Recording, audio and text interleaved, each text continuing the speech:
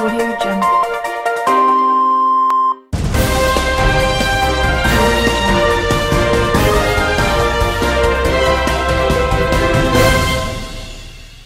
Apa kabar pemirsa Presiden TV, bersama saya Eva Puspitasari di Presiden News Siang. Kita awali berita selengkapnya. Ratusan tentara dikerahkan dalam hadapi api kebakaran hutan di Oki. Prajurit TNI diturunkan dalam membantu proses pemadaman api di lahan konsesi PT Bumi Andalas Permai, Kabupaten Organ Komering Ilir, Sumatera Selatan. Api melahap sekitar 10.000 hektar lahan milik PT Bumi Andalas Permai ini. Prajurit TNI ikut diturunkan dalam membantu proses pemadaman api di lahan konsesi PT Bumi Andalas Permai di Kabupaten Ogan Komering Ilir, Oki, Sumatera Selatan. Api melahap sekitar 10.000 hektar lahan milik PT Bumi Andalas Permai. Namun sebanyak 130 personil TNI yang berjaga di lahan konsesi PT BAP kesulitan menghentikan api. Hambatan bukan terletak pada peralatan pemadaman, melainkan pada ganasnya kobaran api. Pembagian jam tugas diperlukan karena api bisa muncul tiba-tiba, termasuk pada malam hari. Kemarin sebanyak 1.000 tentara yang tergabung dalam Satuan Tugas Pemadaman Kebakaran Hutan dan Lahan diberangkatkan dari Jakarta ke Provinsi Riau oleh Panglima TNI Jenderal Gatot Nurmantio dan Asisten Operasi Panglima TNI Majen Franse G. Sihaan. Gatot berpesan agar para prajurit TNI memperhatikan faktor keamanan dalam segala situasi. Beliau pun menambahkan perhitungan dengan cermat dan taktis kondisi di lapangan sangat diperlukan untuk menghindari korban dalam bertugas.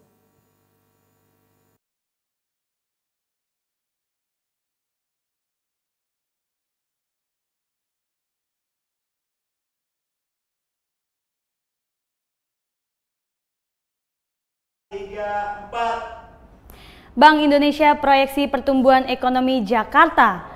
Realisasi pertumbuhan ekonomi Provinsi DKI Jakarta sepanjang tahun ini diperkirakan akan lebih rendah dibandingkan proyek awal yang dibuat oleh Bank Indonesia. Badan Pusat Statistik Jakarta mencatat pertumbuhan ekonomi ibu kota mencapai 5,15%. Realisasi pertumbuhan ekonomi Provinsi DKI Jakarta sepanjang tahun ini diperkirakan bakal lebih rendah dibandingkan proyeksi awal yang dibuat oleh Bank Indonesia sebesar 5,3 hingga 5,8%. Bank Sentral memperkirakan ekonomi ibu kota hanya akan tumbuh di kisaran 5,54% hingga 5%, bahkan lebih rendah dari realisasi pertumbuhan ekonomi tahun lalu yang mencapai 5,95%. Bank Indonesia menyebutkan pemulihan ekonomi global dan nasional yang tidak sekuat perkiraan sebelumnya turut berimbas pada pertumbuhan ekonomi Jakarta. Pasalnya kinerja ekspor dan jumlah perdagangan antar daerah turut terpengaruhi oleh kondisi tersebut. Kepala Perwakilan Bank Indonesia Provinsi DKI Jakarta, Doni P. Juwono, menyebutkan kinerja perekonomian provinsi pimpinan Gubernur Basuki Cahayapurnama akan segera ditentukan di akhir semester 2. Bank Indonesia masih berharap adanya dorongan konsumsi rumah tangga dan konsumsi pemerintah daerah bisa mendongkrak pertumbuhan lebih tinggi. Pasalnya hingga September 2015, pemerintah provinsi baru membelanjakan anggaran pendapatan dan belanja daerah atau APBD sebesar 27,9%. Doni mencatat penopang utama perekonomian Jakarta tahun ini berasal dari konsumsi rumah tangga sekitar 50% dan investasi sekitar 40%. Sementara kinerja ekspor barang dan jasa masih mengalami pelemahan seiring dengan pelemahan ekonomi dunia.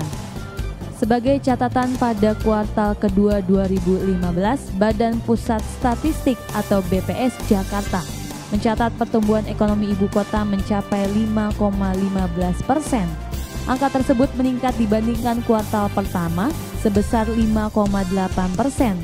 Meski masih ada di bawah perkiraan Bank Indonesia yang sebelumnya meyakini bisa tumbuh 5,2%. Sementara untuk 2016, Doni memperkirakan pertumbuhan ekonomi Jakarta akan membaik di kisaran 5,4 hingga 5,8%.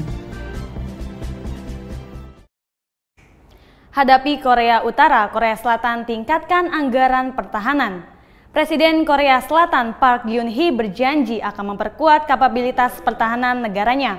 Didukung anggaran yang besar demi bertahan melalui provokasi dari Korea Utara di masa depan. Presiden Korea Selatan Park Geun-hye berjanji akan memperkuat kapabilitas pertahanan negaranya. Didukung anggaran yang besar demi bertahan melawan provokasi dari Korea Utara di masa depan.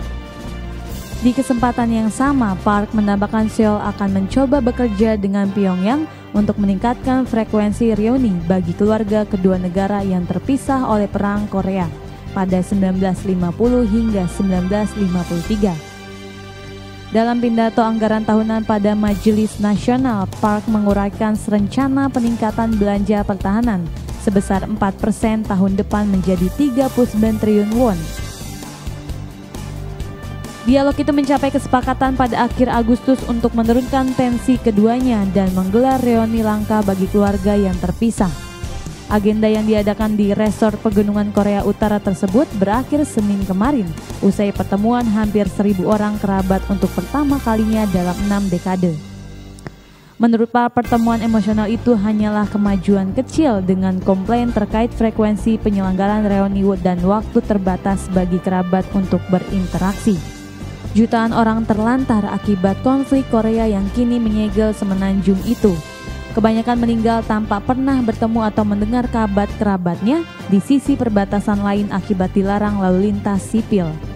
Korea Utara telah lama memanipulasi isu reuni sebagai alat pengurangan tuntutan dari Korea Selatan dan berkali-kali menolak usulan peningkatan frekuensinya. Pekanbaru diguyur hujan membuat kabut asap menipis. Tadi malam kota Pekanbaru diguyur hujan deras disertai angin kencang dan petir. Turunnya hujan mengurangi pekatnya asap.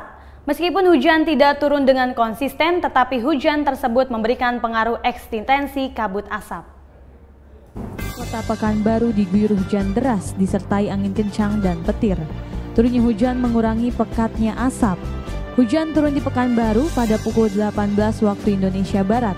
Angin kencang serta petir juga bersambaran di langit Pekanbaru. Hujan deras ini mengguyur sekitar 30 menit. Guyuran hujan ini pun disambut meriah oleh anak-anak. Rilis dari BMKG Pekanbaru menyebutkan bahwa angin kencang sudah dimulai sejak pukul 17 waktu Indonesia Barat.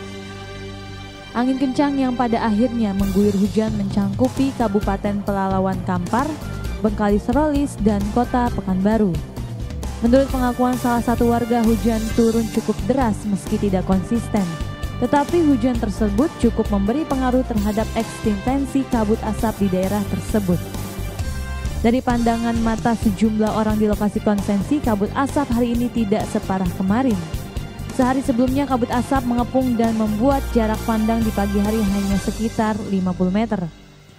Kondisi pagi ini langit Pekanbaru terlihat cerah setelah diguyur hujan deras. Banyak warga yang kembali melakukan olahraga pagi. Suasana di kota Pekanbaru terlihat terang, udara sejuk dan pemandangan cerah terlihat. Asap yang sebelumnya pekat mengepung kota Pekanbaru kini terlihat menipis. 3 kebijakan ekonomi dunia tentukan nasib rupiah di tahun 2016. Nilai tukar rupiah terhadap dolar Amerika Serikat diperkirakan akan tetap tertekan hingga akhir tahun. Bahkan DBS Group Research memprediksi nilai tukar rupiah akan berada di level 14.850 per dolar pada kuartal 1 di tahun 2016. Nilai tukar rupiah terhadap dolar Amerika Serikat diperkirakan masih akan tetap tertekan hingga akhir tahun. Bahkan DBS Group Research memperkirakan nilai tukar rupiah akan berada di level 14.850 per dolar pada kuartal 1 2016. Ekonom DBS Guandi Cahyadi mengatakan nilai tukar rupiah masih bergantung pada sejumlah sentimen global. Gundi mengatakan ada 3 kebijakan ekonomi dunia yang diperkirakan mampu menentukan nasib rupiah. Pertama, kebijakan kuantitatif easing atau pelonggaran kebijakan moneter yang dilakukan oleh Bank Sentral Jepang dan Bank Sentral negara-negara Uni Eropa. Negara-negara tersebut mencetak uang lebih banyak guna mengangkat perekonomiannya. Akibat mencetak uang terlalu banyak, posisi nilai tukar yen dan euro terhadap dolar pun menjadi lemah. Dengan konfigurasi ini, peluang bagi mata uang emerging markets menguat cukup besar. Ia berpendapat pada keuangan Indonesia bisa memanfaatkan kondisi pelemahan nilai mata uang euro untuk menarik dana asing sebesar-besarnya baik melalui penerbitan saham maupun obligasi. Dengan kata lain, QE ini relatif lebih menguntungkan posisi Indonesia bila situasi fundamental ekonomi dan politik Indonesia membaik. Potensi penguatan nilai tukar rupiah lebih terbuka pasca kebijakan QE Jepang ini. Kedua kebijakan tersebut diperkirakan muncul dalam kurun waktu yang sama. Kebijakan ketiga yakni pelemahan mata uang devaluasi yuan Cina. Bank Sentral Cina diyakini akan tetap melanjutkan kebijakan devaluasinya guna menggenjot nilai tukar ekspor negaranya. Kebijakan ini membuat nilai dolar menguat terhadap mata uang yuan dan rupiah. Amerika Serikat memberikan bantuan untuk Indonesia. Amerika Serikat memberikan bantuan sebesar 2,75 juta US dollar atau setara dengan 37,6 miliar. Upaya pemadaman kebakaran hutan di Indonesia yang telah membuat kabut asap di langit Asia. Amerika Serikat akan memberikan bantuan senilai 2,75 juta US dollar atau setara dengan 37,6 miliar. Upaya pemadaman kebakaran hutan di Indonesia yang sudah menyebabkan kabut asap di langit Asia. Kedutaan Besar Amerika Serikat di Indonesia menjabarkan bahwa paket bantuan dari Badan Pembangunan Internasional Amerika Serikat ini akan segera digunakan untuk 3 pos utama. Ranah pertama adalah untuk membantu populasi yang sudah terkena dampak dari kabut asap dengan mengembangkan kemampuan pusat-pusat kesehatan pemerintah. Biaya untuk pos pertama ini akan disalurkan oleh bantuan bencana luar negeri melalui Palang Merah Amerika Serikat untuk kemudian diserahkan kepada Palang Merah Indonesia. Pos kedua, Amerika Serikat akan membantu perangkat dan peralatan keamanan bagi kru pemadam kebakaran yang dikerahkan di lokasi paling rentan terutama Kalimantan Tengah. Selain itu, Amerika Serikat juga akan mengirim penasihat teknis dari Lembaga Hutan Amerika Serikat yang akan tiba di Indonesia pada pekan ini untuk membantu mengatasi kebakaran. Tim ini akan membawa pakaian pelindung tambahan bagi pasukan pemadam, membantu koordinasi operasional, penginderaan jarak jauh dan penangkapan citra satelit. Presiden Joko Widodo kini sedang berada di Amerika Serikat dan dijadwalkan akan bertemu dengan Presiden Barack Obama pagi waktu setempat. Menurut Menteri Luar Negeri Republik Indonesia Retno LP Marsudin, perubahan iklim memang akan menjadi salah satu topik bahasan dalam pertemuan tersebut. Selain itu, kedua presiden juga akan membahas toleransi beragama, kerjasama ekonomi, dan pasar digital. Sebelumnya, Retno menjabarkan bahwa kegiatan Jokowi di Amerika Serikat akan terbagi menjadi 2 segmen, yaitu di East Coast pada 25 hingga 27 Oktober dan West Coast pada 27 hingga 29 Oktober. Baik pemirsa, demikian sudah perjumpaan kita di Presiden News siang kali ini. Dan Anda dapat menyaksikan seluruh rangkaian berita kami di www.presidentv.asia. Dan jika Anda memiliki informasi menarik, kirim ke alamat email kami di redaksi.presidentv@gmail.com. Saya Eva Puspitasari, selamat melanjutkan aktivitas dan sampai jumpa.